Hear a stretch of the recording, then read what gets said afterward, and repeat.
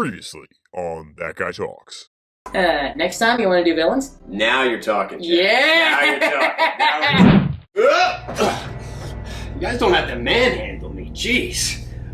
Man, this place needs a cleaner lady quick. Welcome to That Guy Talks. I'm Jonathan McNamee, and as you can see, I'm not in the normal That Guy Talks studio. What's up? I think I broke something. Jonathan? What's up, Hey, buddy? dude, how are you?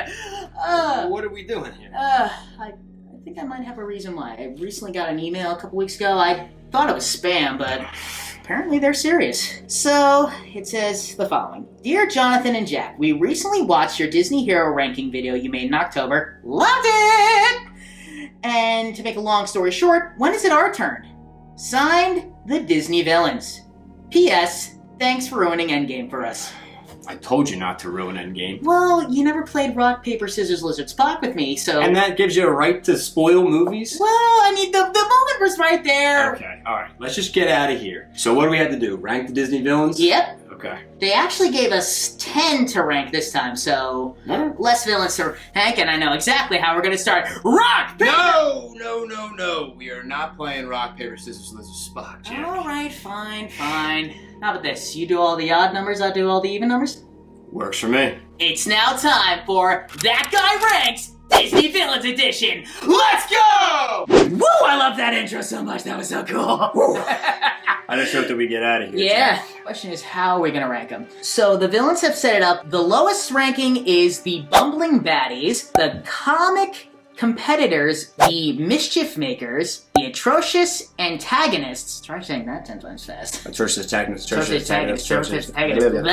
And finally, the sinister standouts. Ooh. Yeah. And we have 10 villains that they want us to rank. Yep. Correct? Okay. So, and I'm odd and you're even. Yep. So starting off, we have Hades as our first villain. Now, I personally love the movie Hercules, one of my favorites, as you can tell from our heroes ranking. And I think that Hades is like one of the most iconic villains. But is he a sinister standout? I mean, he is the king of the underworld. Yeah, that's but, true. I think, in my opinion, I'm gonna go with an atrocious antagonist. Any qualms? I mean, personally, from my opinion, because I love Hercules too. Yes. And whenever I've seen Hercules, I always think of Hades like when he gets like really angry and the fire on his hair flares up. Mm-hmm. Personally, I would see him as an atrocious antagonist as well too. Okay. All right. So we agree. Second, we have the Wicked Queen.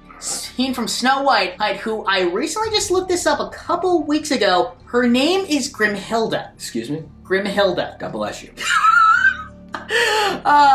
Let's be honest, we've all at some point in our lives have always thought like a very vain thought, like, am I pretty enough? Am I beautiful? You gotta ask yourself the question, magic mirror on the wall, am I the fairest of them all? Yes. Yes, I am. Yeah. No? Okay. Yes, All right. yes, Okay. yes. So where are you gonna rank Evil Queen Grimhilda. Grimhilda. God bless you again.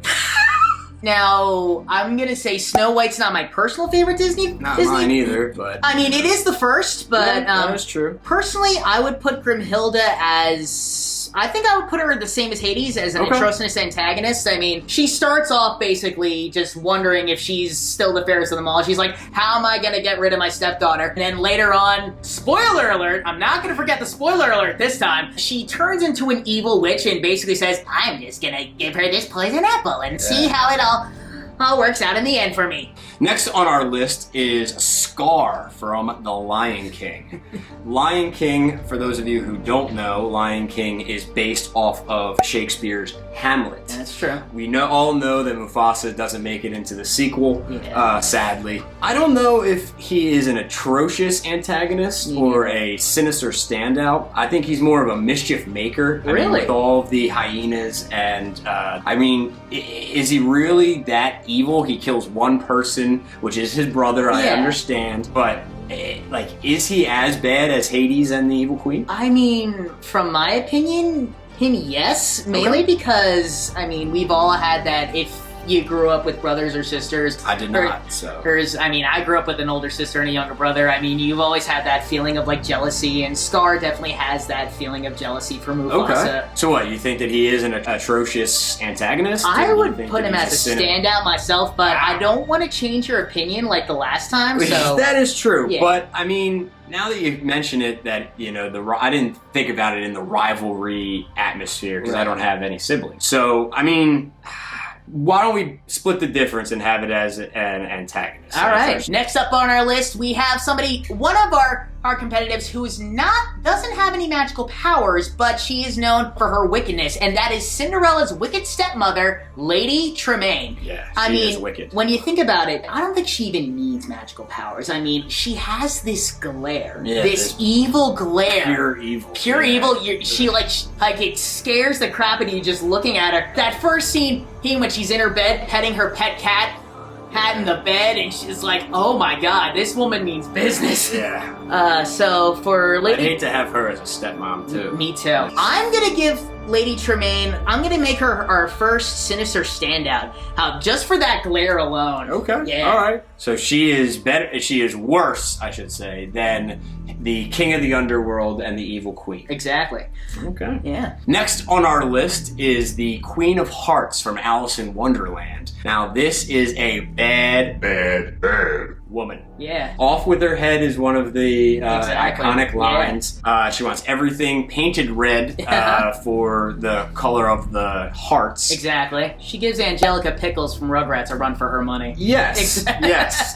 Totally. But I don't think that she ever really kills anyone in the film. I don't really think that she has the same level of, evil as Hades and Evil Queen and Scar, so I don't think that she's that. She's not a sinister standout or an atrocious antagonist. I'm thinking either a comic competitor or a mischief maker. What are you thinking? I see her kind of as a bumbling baddie, mainly because I've only seen Alice in Wonderland, I think, twice in my life, and whenever I've seen, all the scenes with her, I just keep seeing this kid throwing a temper tantrum in a toy store whenever I think about her. So yeah, a little bit of whiny. Exactly. Yeah. All right. I mean, I'll throw her into a babbling baddie for you. Yeah. I think that's an accurate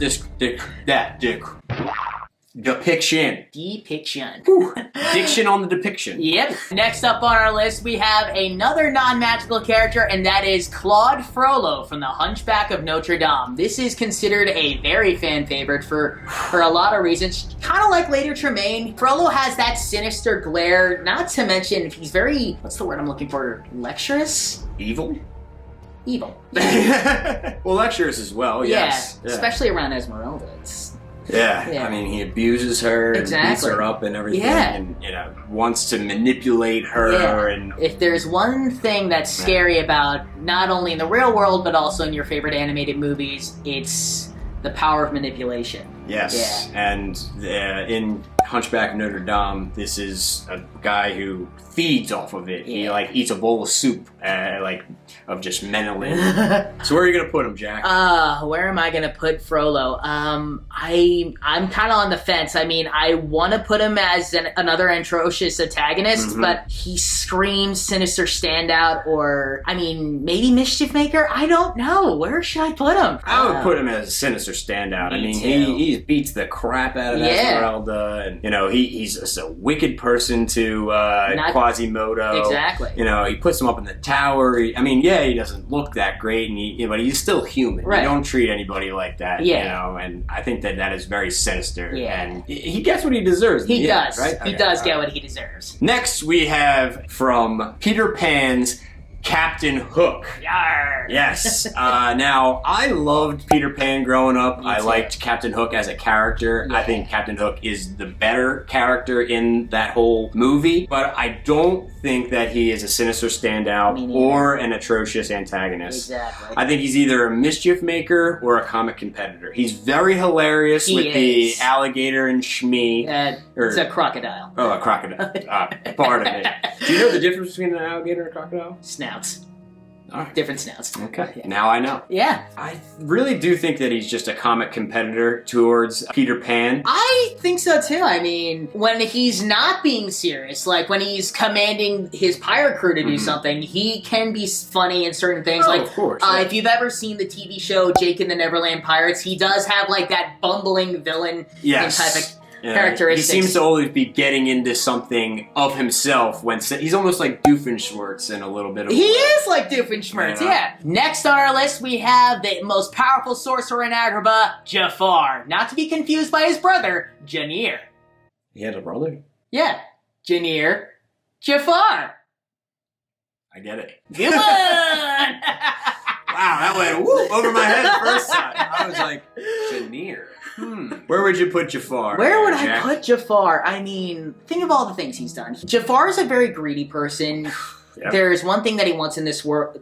Well, I would say two. The first is he wants to be Emperor. He wants to rule all of Agrabah, Yep. and he also, in order to reach that goal, he needs this lamp. I would put him, I think he should be our first mischief maker. I 110% agree. I think that he is the definition of mischief. Yeah. I mean, not like a funny mischief type of Oh, no, he's very definitely- serious in getting the evil out. Yeah. He definitely has an agenda, and that's evil. I mean, after all, he is the most powerful sorcerer in the world. Well, he thinks that he is. Oh, that's true. Next on our list is the most iconic Disney villain of all time. She basically rules the Disney kingdom when all the heroes and princesses are away. It is Maleficent. I think Maleficent is probably the all-time baddie of baddies. Exactly. I mean, after all, she is called the mistress of all evil. Yes, and that is no joke. She manipulates people. Yeah. She puts people under spells. Like, the list just goes on, and I really do think that she's a sinister standout. And if there was a higher option of like godlike evil, it would be her. Let's not forget she can transform into a dragon too. Which is probably one of the greatest animated scenes I know. from the early Disney Yeah. age. You know, before 3D animation and everything like that. Finally, for our last villain that we're gonna rank, she is considered both evil, funny, sometimes manipulative, and a master of potion making. It's Yzma from The Emperor's New Groove. Which is an underrated Disney movie. Exactly. I mean, look at Yzma. She's basically living proof that dinosaurs once roamed the earth. Pull the lever, Crunk! Where would you like to put Yzma in our ranking list Oh, here? wow. She's our last one. Like you said, she's very underrated, but I mean, nowadays she's definitely up there. She's been in a lot of memes. Yeah, she's getting more recognition now. Yeah. Yes, that is correct. I mean, how often do you hear somebody say pull the lever, Kronk? It's often, actually. Yeah, exactly. More often than you think. I'm either going to put her as a comic competitor or a mischief maker. I just don't know which. I think that she's more of a comic competitor. So we did it. But let's hope they get us out of here soon. Yeah, I mean, we should be getting out of here pretty soon, Yeah. hopefully. As always, thanks for watching. Don't forget to like. And subscribe. And from all of us here at That Guy Talks, let's cue that music!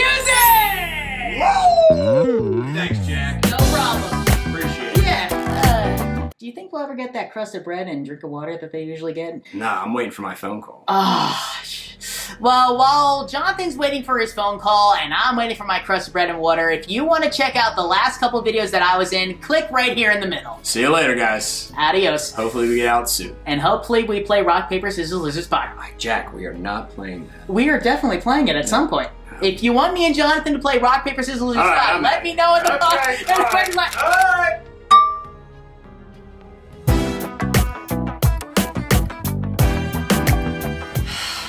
I just gotta wait for... Oh.